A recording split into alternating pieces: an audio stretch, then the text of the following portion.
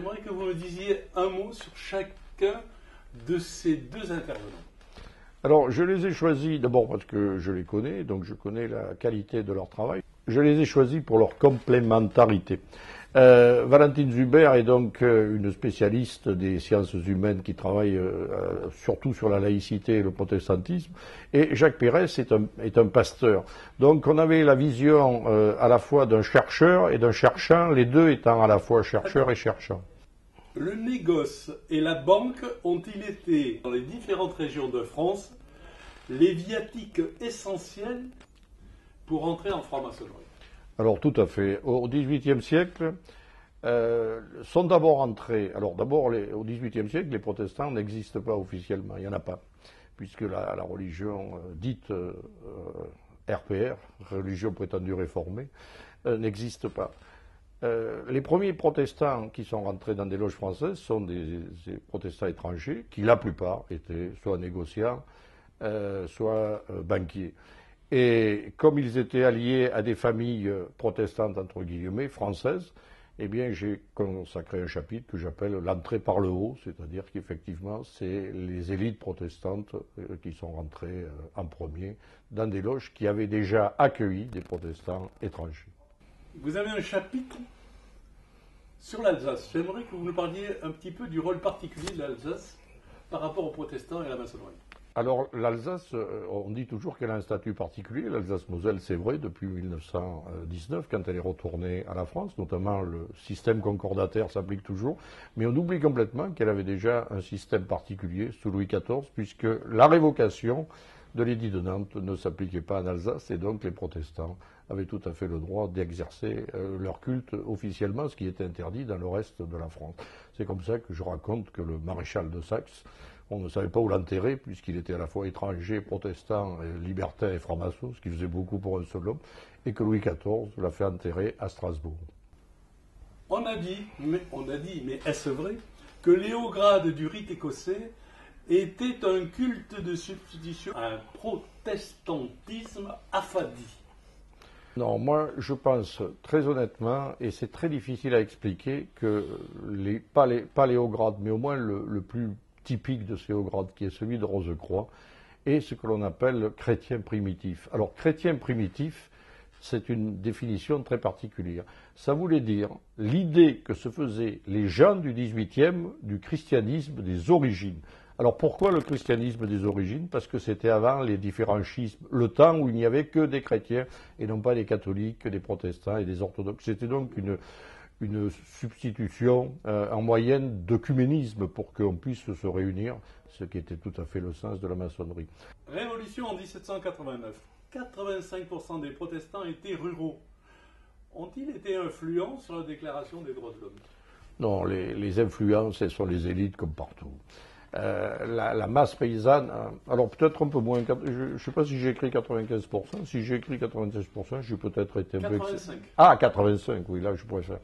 Oui, non, ce sont les élites urbaines qui ont participé à la rédaction pour une raison très simple, c'est que la paysannerie française est en marche. Alors les paysans protestants avaient un avantage, si j'ose dire, sur les paysans catholiques, c'est qu'ils savaient lire et écrire. Dans votre ouvrage, on trouve, en trois siècles de votre ouvrage, on trouve des grandes figures des protestants qui sont aussi maçons. Et j'aimerais que vous nous donniez deux ou trois parmi ces grandes figures que vous pensez comme les plus emblématiques et nous dire pourquoi.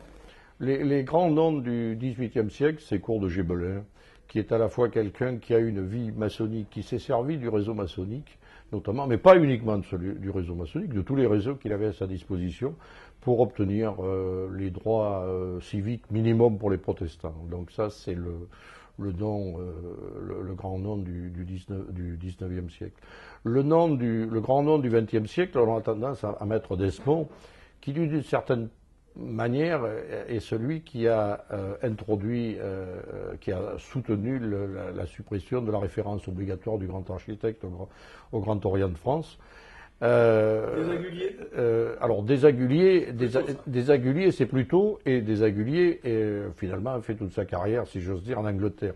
Mais c'est intéressant parce que j'avais jamais vu à quel point les protestants ont contribué à répandre la maçonnerie en Europe dans les années 1730-1760.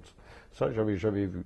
Et si on était aujourd'hui, enfin, je finis ma phrase de tout à l'heure, je pense que le personnage le plus typique de ce genre de protestantisme, à la fois protestant, un peu tiède, en même temps maçon, pas très engagé, mais en même temps figure très sympathique, c'est Gaston Doumergue, le président Gaston Doumergue, que l'on a complètement oublié, mais qui a été sans doute parmi les présidents de la République un des plus populaires. Gastounet, c'était vraiment quelqu'un de très populaire. Et alors c'est quelqu'un qui a eu une carrière assez curieuse. Il a été président de la République, et quand on a voulu créer un gouvernement d'union nationale, on l'a rappelé comme président du Conseil, c'est-à-dire Premier ministre. Il a fait donc une carrière à l'envers, et il a réussi à remettre sur pied la France à contribuer à remettre la France sur pied dans les années 30, 30-35, qui avait quand même quelques problèmes politico-socio-économiques, on va dire. L'affaire Dreyfus et les fiches. Pourquoi Dreyfus a été assimilé par certains protestants au Christ? Et pourquoi l'affaire des fiches a divisé les francs-maçons et les protestants? Ah, ça c'est un sujet particulièrement important. Il y a toujours une affinité entre les protestants et les juifs, et un phénomène d'identification. Mais un phénomène d'identification qui peut aller très loin. Certains protestants français, par exemple, ou italiens, ont remis dans leur géographie toute la géographie biblique. Les Vaudois, par exemple, s'appellent l'Israël des Alpes. Donc c'est tout à fait caractéristique. Il y avait une identification très, très forte, sachant qu'à la différence des catholiques, pour les protestants, l'Ancien et le Nouveau Testament sont sur le même plan d'égalité. Alors Dreyfus. Alors ça c'est la première chose. Donc très facilement, cette injustice-là, l'injustice de Dreyfus, qui est apparue aux protestants progressivement. Il ne faut pas imaginer que le lendemain de sa condamnation, tout le peuple protestant était derrière lui. Mais disons qu'ils ont été la catégorie qui est à la fois une de celles qui s'est mobilisée les premiers et qui a été sans doute une de celles qui s'est le plus mobilisée. On peut considérer que pratiquement 80% ou 90% des pasteurs, par exemple, étaient dreyfusistes. Alors l'affaire des fiches, c'est une autre affaire. Et ça, c'est une affaire qui, pour les protestants, est apparue comme une affaire de forfaiture. Alors certes, on peut comprendre que dans le contexte, les maçons aient pensé qu'il fallait épurer l'armée, etc. Mais c'était difficilement admissible pour des gens qui avaient une certaine rigueur morale et politique. Alors parlons donc de la loi de 1905 et de la laïcité. Jaurès a dit, écrit, je cite, « C'est la réforme qui s'est passionnée pour l'instruction du peuple ». Qui était plutôt laïcisation État et qui était plutôt destruction de la religion? Alors, ça c'est intéressant parce que les protestants, j'allais dire d'une certaine manière, ça les gêne pas trop d'avoir l'État et les églises séparées. Je ne dis pas que c'est dans leur culture, parce que dans tous les pays protestants, il y avait une église établie. Mais en France, où on est dans la tradition calviniste, c'était pas un très gros problème. Et on oublie un petit détail que je cite dans mon livre. En 1848, une partie des protestants, volontairement, s'est séparée de l'État. Et c'était un gros sacrifice, parce que ça voulait dire qu'ils étaient obligés de prendre en charge et leurs bâtiments, et leurs temples, et leurs pasteurs. Mais ils préféraient rendre à César ce qui appartenait à César et à Dieu ce qui appartenait à Dieu, comme dit une formule célèbre.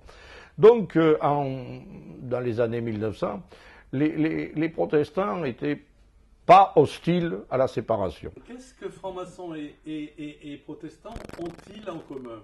Plutôt cosmopolitisme, plutôt statut transnational ou plutôt valeur morale d'inspiration chrétienne, d'après vous? Les trois choses que vous avez citées sont des points communs. L'universalité, bien entendu, le libre examen, la République, la méritocratie, très importante, les droits de l'homme, c'est des démarches qu'ils ont eues pendant pratiquement 2 siècles et qui se sont poursuivies jusqu'à aujourd'hui. Dans votre ouvrage de 500 pages, quelles sont les 3 bonnes idées qu'il faut retenir? Mais il n'y en a pas 3, il n'y en a qu'une. C'est pas du tout. Non, la bonne idée, c'est comment des choses qui n'auraient jamais dû se rencontrer se sont rencontrées pour produire quelque chose de fécond et de supérieur, sans que l'on sache toujours quelles sont les données fondamentales. Je termine mon livre par une phrase de l'Évangile, c'est l'Esprit souffle où il veut, mais on ne sait d'où il vient ni où il va. Yves Hivert-Messaka, merci beaucoup pour toutes ces informations qui nous donnent envie de dévorer votre ouvrage. Merci.